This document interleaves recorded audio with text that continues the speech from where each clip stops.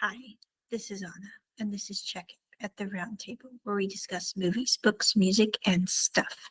Today, we are discussing the Netflix original movie Nimona, which is also based off of a comic book you can get on Amazon for about 14 USD, a little over. I haven't gotten the comic book yet. It's a little above my price point for sporadic purchases, as it were. I do plan on getting it. It's on my wish list, but I'm like, that's that's above the $10 mark. We got to think about that and evaluate that purchase a little more in depth. So anyway, Nimona. What did I think about it? Well, I was a little bored. It's the end of summer, and it was before I'm starting to panic about getting into the sway of fall semester, which now I'm officially in, and I'm going, I kind of had a mini panic attack yesterday. I mean, not like a breathing problem panic attack, but I was like, I have assignments due in 2 days and I have to get these done. So you know what? I'm just going to do them all tonight and then I'll be done and I don't have to worry about it. And going, I got them done by like 8 p.m. and I'm going, this class is supposed to take 9 hours of my life and it only took about 3 totally frantic hours. So I don't know if I'm like doing speed work or if it just happened to be an easy first week. But anyway, I'm like, I don't really have to stress out about school. Things are going calmly there. So it was like last week, I decided to watch Nimona. I haven't watched an animated film in quite a while because I'm just not typically into animated films. But this one looked really funny. And so I was like, I will try this. I loved Nimona. Nimona was a great show. Nimona is about the story of a fellow whose name is Ballister Heart, who is getting ready to be knighted. He's the first commoner in the realm to be knighted to protect the kingdom from monsters that live outside the walls of this modern city that still has knights, which is a little bit of a dichotomy of terms, but we're going to suspend our disbelief there. So anyway, Ballister Heart is getting ready to be knighted along with his best friend Ambrosious. I'm not sure why you would name a child Ambrosious, but anyway, and also Ambrosious is kind of he's not his boyfriend yet, although he just becomes his boyfriend later. But anyway, they're really good buds at this point. So anyway, Ambrosious is basically giving the pep talk saying, you know, everyone's going to love you being knight. It's okay. It's going to be fine. Well, anyway, the queen gets ready to knight Ballister Heart. His sword goes off and disintegrates the queen who wanted him to be the first commoner who's knighted. Well, this led to Ballister having his arm chopped off by Ambrosious because of a basically split reaction of Ambrosious going, he's trying to turn off the sword and instead he ends up cutting off Ballister's arm. It's not a good day for the bros, as it were. I'm like, no, it's not a good day. So anyway, Ballister goes into hiding and he's trying to figure out who actually set him up with the sword. So anyway, in the midst of all this, Nimona sees his visuals on the news and she's like, he is perfect. So she goes and hunts down Ballister Heart and says she will be his sidekick.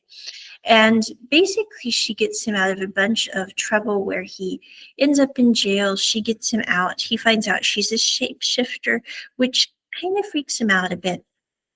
Nimona is Nimona. I think the thing that I like best about Nimona is it's basically about how it is really bad to label people and to put them in boxes because sometimes people don't really fit in boxes. And I know that a lot of people are saying that Nimona is a very LGBTQI plus film, and this really offended, I guess, some people, and some people really like the film.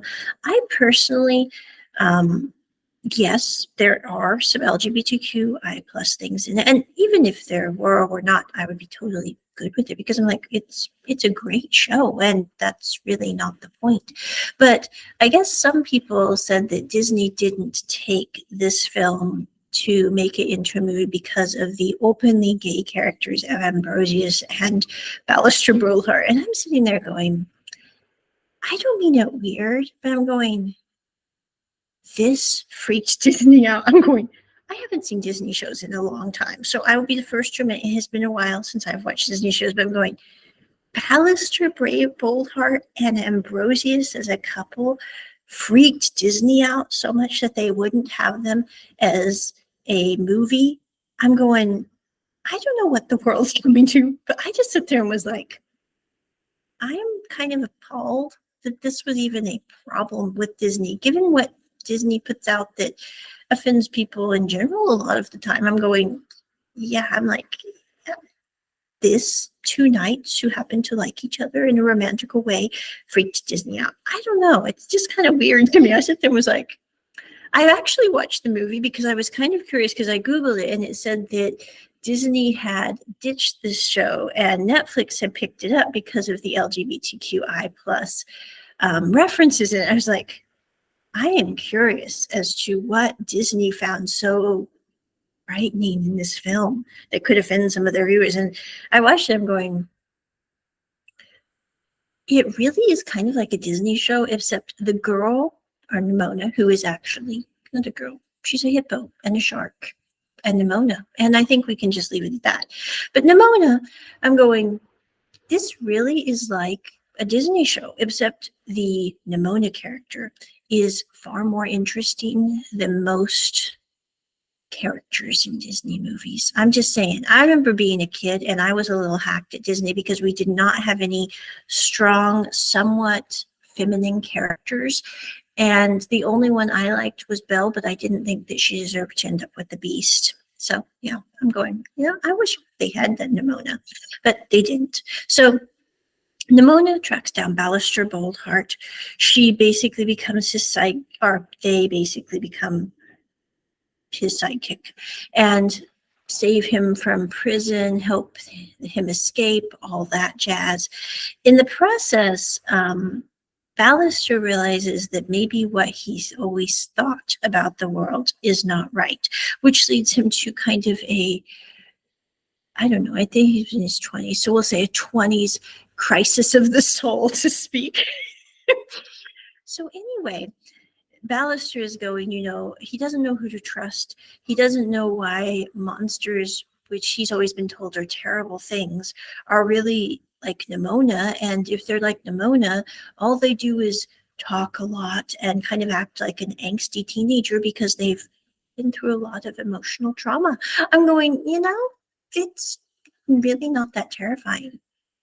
But in the midst of all this, Ballister ends up having to fight Ambrosious. I love the scene where Ambrosious is with the director of the Institute, and the director asks Ambrosious how Ambrosious is doing. And Ambrosious sits there and then kind of has this meltdown where he says, I've lost my friend. My friend has a new friend. Where is that coming from? I've also lost the person that I really love. I've cut off their arm. Cutting off their arm is not a love language. And he's just kind of losing it in the back of the robotic carriage, as it were.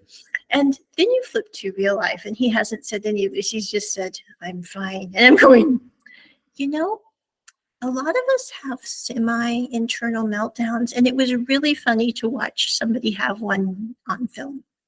So anyway, Ambrosious is having his semi-internal meltdown. They find out that the director actually killed the queen.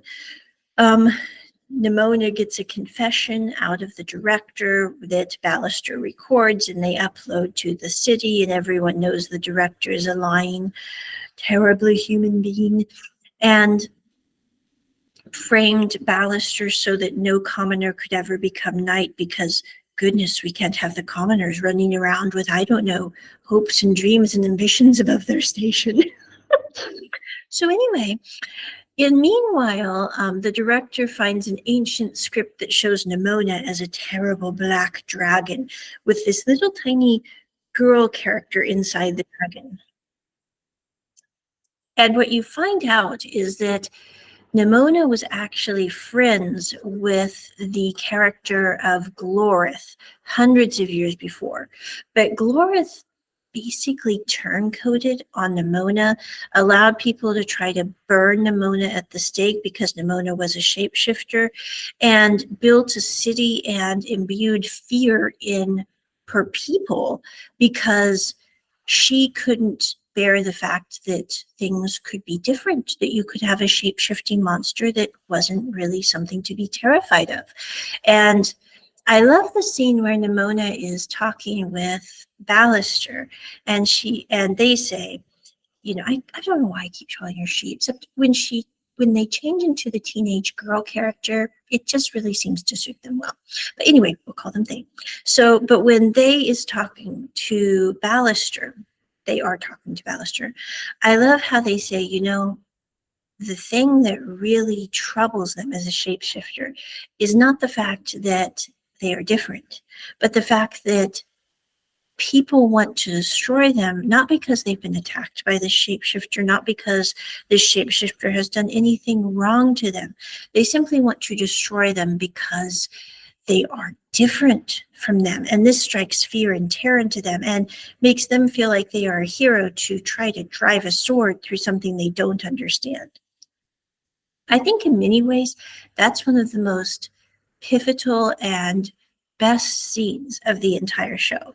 Because if there's one thing I think we've seen in the last years, and I'm not saying this as a political statement because I really don't care if people are liberal or conservative, whatever.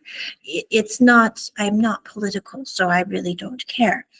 But the thing is I think the thing that we've seen so many times in the past few years is how if people don't understand something, it terrifies them. It makes them feel kind of frightened and antagonistic, and they will make such rapid decisions, which may not even be true at all, because they're trying to protect things that maybe they don't even know what they're protecting, as weird as that may sound.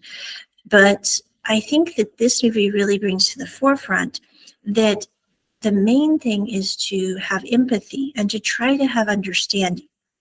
I love at the end of this film, Nimona turns into a dragon because Ballister kind of thinks that Nimona is a threat after talking to Ambrosious and seeing this ancient scroll of what they used to look like. So Nimona turns into a dragon, tries to drive a huge statue sword through their heart. And at the end of the day, Ballister gets on the sword and says, "Stop. I'm sorry. Don't kill yourself because everyone's scared of you. This isn't the way to handle things. I'm so sorry that people have misunderstood you. I'm so sorry that people have treated you bad. This isn't your fault." At the end of the day, though, the director tries to blow up the city to destroy Nimona. Nimona seems to disappear because Nimona goes and stops the cannon from taking out the city. And then you see Ballister and he's like, sometimes people get a happy ending. Sometimes they don't. Maybe it's not their time. Maybe that's not that kind of story. And at the end of the day, Ballister is sitting there with Ambrosious and their happy couple, and he sees that they've honored Nimona. And then they've put up pictures and signs, and he goes to the building that he and Nimona used to have their meetings at. And I love the last scene because he puts up the picture of "I love Nimona," and he hears the sound that says, "Hey, boss." And he's like, "Nimona's back." And I love that kind of uncle dad-like figure that he's become for this hundreds-year-old monster, as it were, which I love that she's a monster, but I know she doesn't like the name, but I'm like, she's a wonderful monster. But I think that the main thing about Nimona is it really shows how our differences can be our beautiful pieces. And that is my review of Nimona. Check it at the round table. Bye.